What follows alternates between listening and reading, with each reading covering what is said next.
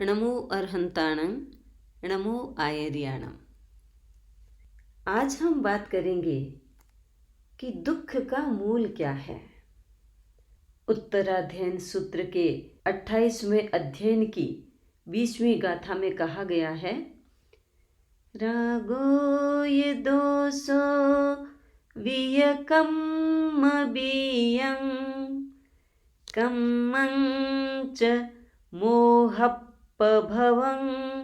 वयन्ति कम्मं च जायी मरणस्य मूलं दुःखं च जायी मरणं वयन्ति।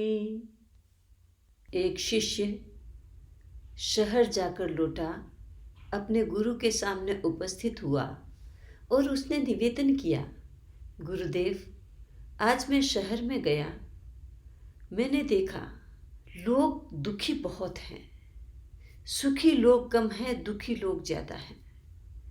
इसका कारण क्या है? गुरु ने कहा, शिष्य, आदमी मोह के कारण दुखी है।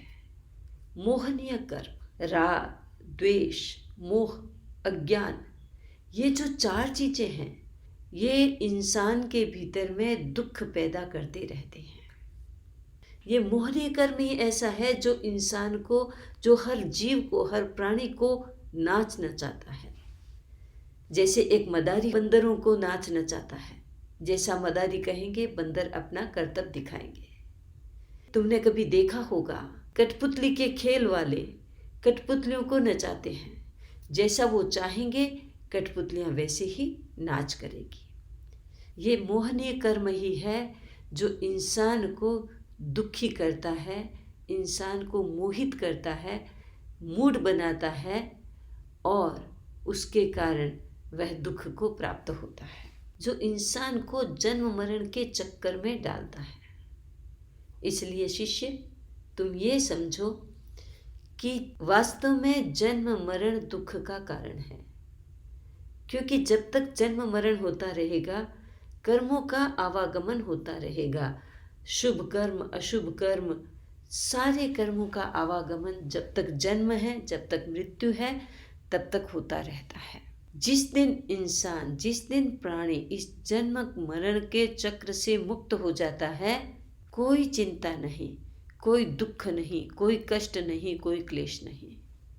गुरुदेव, ये जन्म मरण से मुक्त होना तो बहुत आगे की बात है। इस जीवन में इंसान कैसे सुखी हो सकता है? इस जीवन में इंसान कैसे दुखों से निवृत्त हो सकता है, दुखों से दूर रह सकता है? इसका रहस्य बताइए। गुरु ने कहा, शिष्य, जो इंसान अपने जीवन में राग द्वेष कम करता है, जो अपने जीवन में मोहनीय कर्म को समझ लेता है, जो अपने जीवन से अज्ञान को दूर कर लेता है, वही व्यक्ति दुखों से दूर रह सकता है। गुरुदेव, द्वेष को समझना आसान है, द्वेष तो समझ में आ जाता है।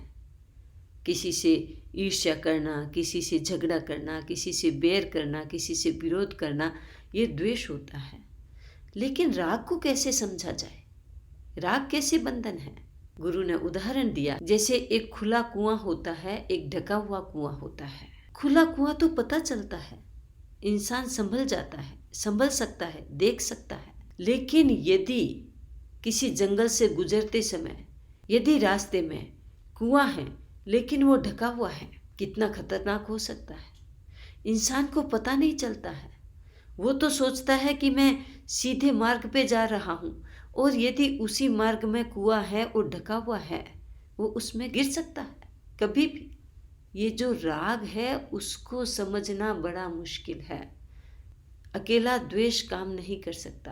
राग और द्वेष दोनों को जो समझ के चलता है, राग और द्वेष दोनों को जो समझ कर चलता है, वह इंसान दुखों से दूर रह सकता है। पर शिष्य, बात कठिन है, जल्दी से समझ में आने वाली नहीं है।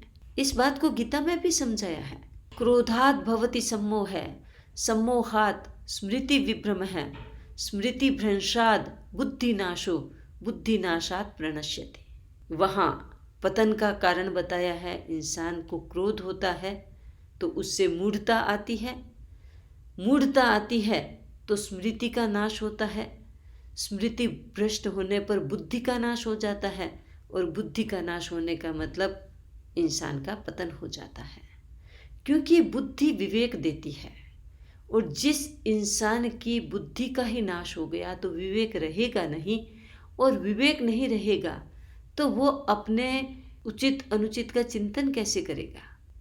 तो ये सारा का सारा जंजाल जो है वो मोहनीय कर्म के कारण है, और मोहनीय कर्म के कारण जन्म और मृत्यु है।